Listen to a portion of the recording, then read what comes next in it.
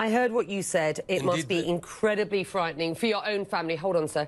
It must be incredibly frightening for your own family. And there have been deaths on the Israeli side. That is important to report. There are over 50 people and counting who have been reportedly killed in Gaza, including 10 kids.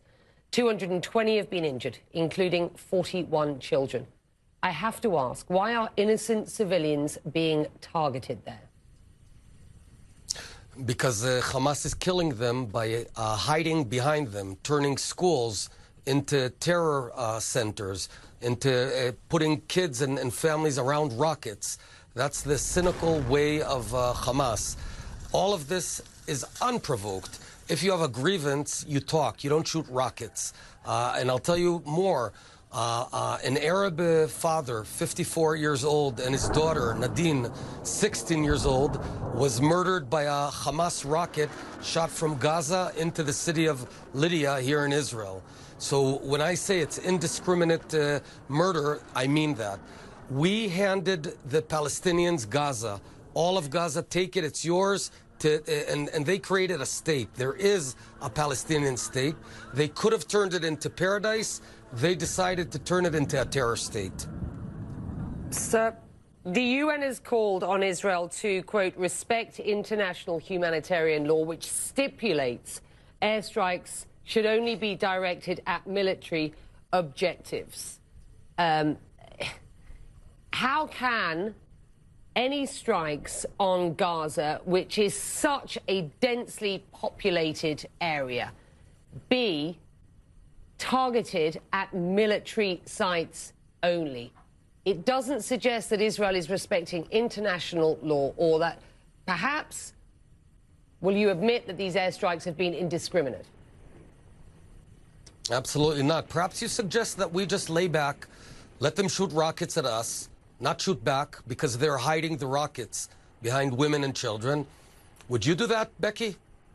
If your family was under fire, would you suggest that your government not defend you because they're hiding the guns and rockets behind civilians? Naftali Bennett, we should call a spade here.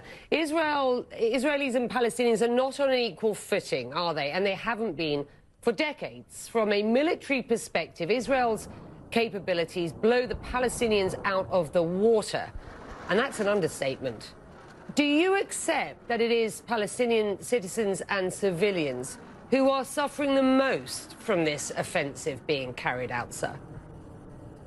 They are suffering the most from their own government.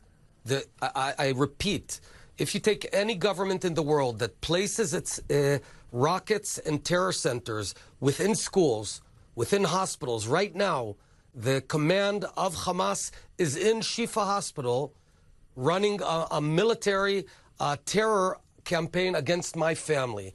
So if anyone thinks that we're just going to tie our hands and create this false morality, there's nothing moral about not defending your people. Any country is expected to defend its citizens. And you, Becky, should not be speaking about us. It's them, it's Hamas who needs to, it's deplorable what they're doing, using their own people as human shields. There's nothing more cynical than that. And I think the whole world should call that spade a spade. The world is calling for a de-escalation on both sides, sir. What we see in Gaza is the escalation of the hostilities, the violence that we have seen in Jerusalem over some weeks now.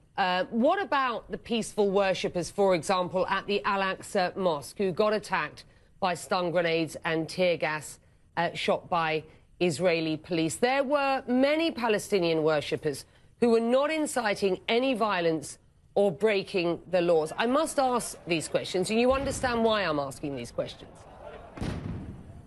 So are you suggesting that the Israeli police, just out of nowhere, out of the blue, decided to start throwing grenades at peaceful worshippers? Is that what do you actually believe what you're saying?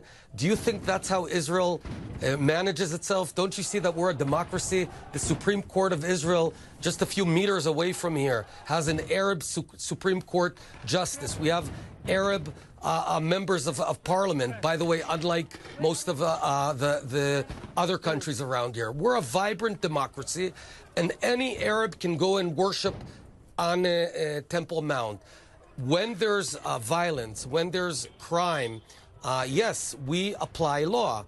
Any country has to apply law in order to keep law and order. That's what you do. I can tell you and assure you that Israel does not wake up out of nowhere and start harming anyone. We're a country with rule of law. You have been called an apartheid state by Human Rights Watch of late. This is the occupiers versus the occupied. This is asymmetric, isn't it, at this point? Let's just have a listen to what Hamas's leader had to say. I want to report on what is being said across the board here. Just have a listen. If Israel wants to escalate, we are ready for it. And if it wants to stop, we're also ready. If they want to remove their hand over Jerusalem, we're ready. Israel does hold all the cards in Jerusalem, Naftali Bennett, yet the city has never been more divided. Where does this end, sir? Actually, the city has been way more divided. When it was under Arab rule, Jews were forbidden to go to the Wailing Wall. While it's under Israeli rule, and it'll continue to be under Israeli rule, any Muslim, any Christian, any Jew can enjoy the freedom of religion. So actually, it's been way more divided. Now it's united. Let's get to the yes, question. Where there does are this tensions. End? Where does this end, is the question. Oh, it ends very simply. The moment they decide that they don't want to annihilate us, this all ends. That's all. You know, not many of your viewers understand the reality that we're surrounded by folks who explicitly say they want to kill all the Jews. It's a very strange feeling. So, you know, when I go to work, I've got 4 kids, my wife, they want to kill us. We don't want to kill them. So it's asymmetric, you're right. The moment they give up their desire to annihilate the Jewish people in the Jewish land, there'll be peace. What about the chance of death to Arabs of late in Jerusalem? Excuse me? What about the chance of deaths to Arabs by Jews in Jerusalem of late? No, that's a despicable chant, just like death to Jews is a despicable chant. That's unacceptable.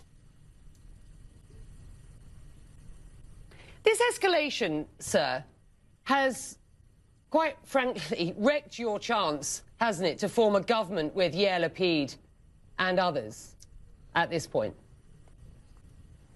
I don't know, but that's irrelevant. What's relevant is that when we're under attack, I, as an opposition member, stand behind my government, because those who are out to kill us, they don't make any distinction between Jews and Arabs, left and right. In fact, as I suggested earlier, Hamas killed 2 Israeli Arabs, a father and a daughter, in the city of Lod.